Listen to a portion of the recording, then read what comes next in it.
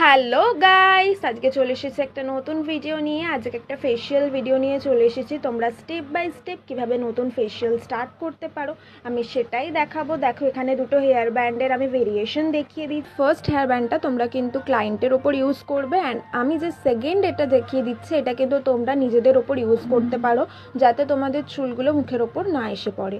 তারপরেই দেখো আমি দেখিয়ে দিচ্ছি, এখানে হচ্ছে কটন টাওয়েলস। এই কটন টাওয়েলসটা কী হয়, তোমরা যাতে জামা নোংরা না হয়ে যায় সেটার জন্য ইউজ করতে পারো, বা ফেশিয়ালের পরে এটা ফেস ক্লিন করার জন্য ইউজ করা হয়। দেখো আমি এবারে ওপেন করে দেখিয়ে দিচ্ছি। প্রায় অনেকগুলোই কিন্তু এখানে ফেশিয়াল কিট রয়েছে, তার ভেতর থেকে আমি একটা আজকে তোমাদের অ্যাপ্লাই করে দেখাবো। এই একটার ভেতরেও তোমরা কিন্তু কেটে এটাকে দুভাবে দুজনকে ইউজ করতে পারো। এগুলো কিন্তু অনেকটাই বড় পরিমাণের হয়। তোমরা এখানে দেখতেই পাচ্ছ আমি এটা কেটে নিলাম। এটা কেটে নেওয়ার পরে আমার এখানে কিন্তু 6খানা প্যাকেট বেরালো। এটাই তার মানে 6 স্টেপস রয়েছে এটাকে ইউজ করার জন্য। চলো আমরা ফার্স্ট থেকে দেখে নিই।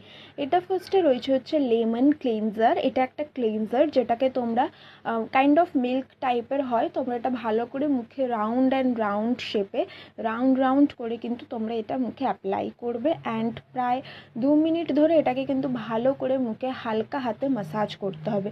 কোনো প্রেশার দেবে না, জেন্টলি হাত দিয়ে জাস্ট ম্যাসাজ করবে মুখের জায়গায় যেখানে যেখানে তোমার মনে হচ্ছে যে তোমার স্কিনটা একটু পিগমেন্টেশন রয়েছে, একটু ডার্ক রয়েছে, সেই জায়গাগুলো কিন্তু তুমি ভালো করে যেমন আমরা করি রাউন্ড করে কিন্তু করবে। আর সবসময় হাতটা চেষ্টা করবে ওপরের দিকে ওঠানোর, কখনোই হাতটা নিয়ে নিচের দিকে আনবে না।